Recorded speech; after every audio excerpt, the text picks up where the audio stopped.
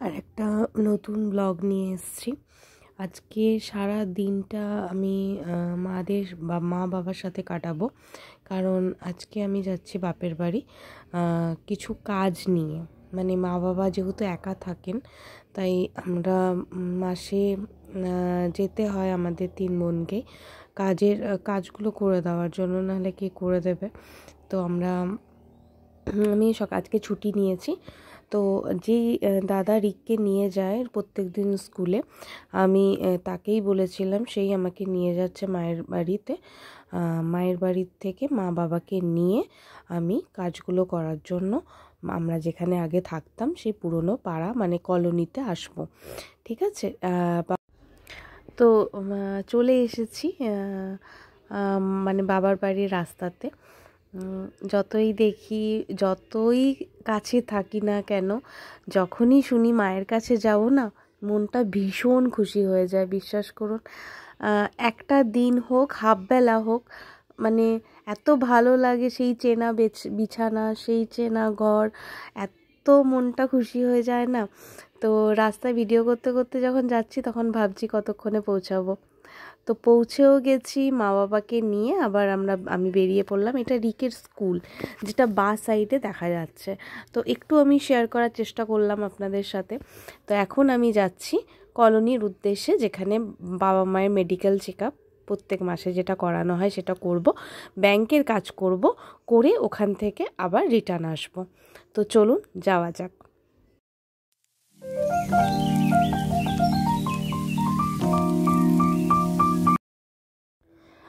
ব্যাংকের কাজ, মা বাবার হেলথ চেক আপ সব করে আমি আবার রিকের স্কুলে চলে এসেছি। ওই দাদা বলল রিককে নামিয়ে দিয়ে তারপরে আমরা আবার মায়ের বাড়ি যাচ্ছি। তো এখন ওই যে আসছে মস্তান। ও ভাবতেও পারিনি যে আমি আজকে ওকে নিতে আসবো, তাই একটু অবাক হয়ে দেখছে। আর এই যে মা বাবাকে নিয়ে আমি বেরিয়ে পড়লাম রিককে ছেড়ে দিয়ে। বাবা দেখুন ঘুমিয়ে পড়েছে, ঠান্ডা হাওয়া পাচ্ছে না, ঘর থেকে তো একদম বেরোন না উনি, বেরিয়েছেন, ভালোও লাগছে। এই যে আবার আমার সেই চেনা রাস্তায় এসছি।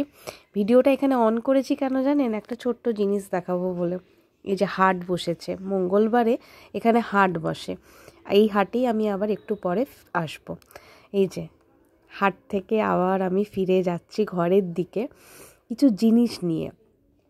সেটা হচ্ছে, মা বলেছিল বেগুন পোড়া খেতে খুব ইচ্ছা করছে, তাই বললাম ঠিক আছে, তোমার জন্য বেগুন আর কিছু সবজি আমি এনে দিয়ে যাচ্ছি। যদিও প্রত্যেক রবিবার আলোক সবজি কিনে দিয়ে যায় মাকে, তা হলো মা বলল যেহেতু, তাই জন্য আমি বললাম ঠিক আছে, আমি যাচ্ছি একটু হাট থেকে কিছু সবজি নিয়ে আসার জন্য। হাট থেকে ফিরে এসেই না মায়ের রান্নাঘরে এই পোস্টারটা লাগালাম। এটা আমি মিশো থেকে আনিয়েছিলাম, আমাদের ঘরের জন্য ছোট লাগছিল, তাই আমি এখানে মায়ের কাছে এসে লাগিয়ে দিলাম। যদিও আমাদের পুরো রান্নাঘরটা টাইলস বসানো আছে, তাও ভাবলাম যে এটা লাগিয়ে দিই, দেখতে একটু ভালো লাগবে। আর আগে তো আমি অনেকভাবে সাজাতাম, কিন্তু এখন আর পারি না। তো যতটা পারলাম ততটাই করলাম। তো এইবার হচ্ছে হাট থেকে কিছু আমি সবজি নিয়ে এসেছি, যেগুলো তোমাদের সাথে আমি শেয়ার করছি। এই যে বেগুন, পেঁয়াজকলি আর ফুলকপি, আর এই প্যাকেটটার মধ্যে রয়েছে কিছু বিনস। একটু বেলা করে হাটে যাওয়াতে আমি কিন্তু বেশ সস্তাতেই সবজিগুলো নিয়ে এসেছি। যেমন এই দুটো ফুলকপি দেখছেন, এই দুটো ফুলকপি মাত্র আমি 10 টাকায় নিয়ে এসেছি। আর এই একটা জিনিস আপনাদের সাথে শেয়ার করছি, এটা দীঘা থেকে নিয়ে এসেছিলাম। দীঘার কোনো গিফটই আমি যদিও আপনাদের সাথে শেয়ার করতে পারিনি। তো এটা মায়ের বাড়িতে আমি বড়দির জন্য পাঠিয়েছিলাম, সামনে ছিল, তাই ভাবলাম একবার আপনাদের সাথে শেয়ার করে নিই। তালসারিতে না এই বেতের জিনিসগুলো না খুব কম দামে পাওয়া যায়, যদি কেউ যান তাহলে নিতে পারেন। আর এটা আমি বিকেল দিক করে মায়ের বাড়ির ছাদে উঠেছিলাম। আগে না ছাদটা ছিল দোতলা, তখন না এতটা দূরে দেখা যেত না, কিন্তু যতটুকু দেখা যেত ভালো লাগতো। এখন হয়ে গেছে 3তলা, 3তলার পরেও সেই একই দৃশ্য। কিন্তু হ্যাঁ, চারিদিকে বাড়িঘর অনেক হয়ে গেছে। আগে এই মাঠটা ফাঁকা ছিল, এখন এটাতেও ফ্ল্যাট হচ্ছে। খুব ভালো লাগতো তখনও, মানে টাইম কাটাতে, আর এখনও খুব ভালো লাগে। তাই একবার করে হলেও আমি ছাদে যাই। আর এগুলো হচ্ছে গোলাপ, সবাই জানে, তাও বললাম, কারণ এগুলো বাবার হাতে লাগানো, যেগুলো এককালে না আমাদের বাড়িতে ফুলের বাগান লেগে থাকতো। বাবা এত ভালো গার্ডেনিং করতেন, কিন্তু এখন আর হয় না। তাই যেটুকু গাছ বেঁচে আছে তার মধ্যেই যেটুকু ফুল ধরে সেটাই দেখালাম। দেখুন একবার, খুব সুন্দর।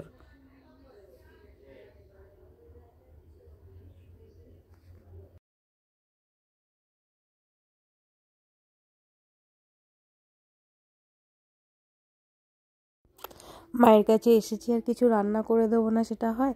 তাই এখন আমি সব রকম সবজি দিয়ে রাতে রুটি খাওয়ার জন্য একটা তরকারি করে দিচ্ছি।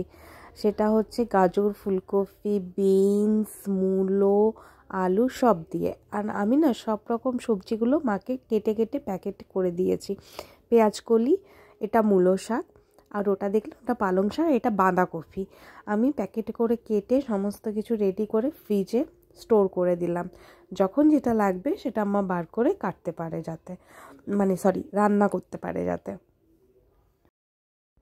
মা বলেছিল বেগুন পোড়া খাবে, তো যেহেতু আজকে মঙ্গলবার আমার জন্মবার, তাই মা বললো আমি বেগুনটা পোড়াবো না, তুই পোড়া।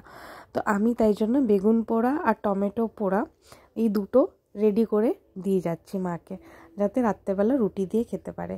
আর এখানে আমার সবজিটা রেডি হয়ে গেছে দেখুন। আমাদের বাবা মা খুব তেল মশলাদার খাবার খান না, সিম্পল খান। তো আমি বললাম আমি বানিয়ে দিচ্ছি বেগুন পোড়া আর টমেটো পোড়া, রাত্রেবেলা খেয়ে নেবে। আর ততক্ষণে মা আমাকে দিয়ে দিয়েছে 1 কাপ চা। আমি না বরাবরই বড় কাপে চা খেতে খুব ভালোবাসি। আমি বিয়ের আগে থাকতেই ভীষণ ভালো লাগতো, আমাদের বাড়িতে সবাই আমরা চা খাই বড় কাপে, খেতে খুব ভালো লাগে। বেগুন পোড়া টমেটো পোড়া হয়ে গেছে, আমি সমস্ত চায়ের বাসন ধুয়ে এবার আমি বেরিয়ে যাব ঘর যাওয়ার জন্য। তো রেডি হচ্ছি, মনটা একটু খারাপ হয়ে গেল, অনেকটা টাইম মা বাবার সাথে কাটালাম। তো এখন আলোক চলে এসছে আমাকে নিতে, তো আমি রেডি হয়ে গেছি।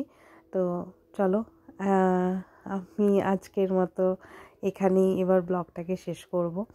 আর মায়ের বাড়িতে আজকের দিনটা কাটালাম, বেশ ভালো লাগলো। এই যে মা আসছে, খুব কষ্ট, খুব কষ্ট, দেখা যায় না কিন্তু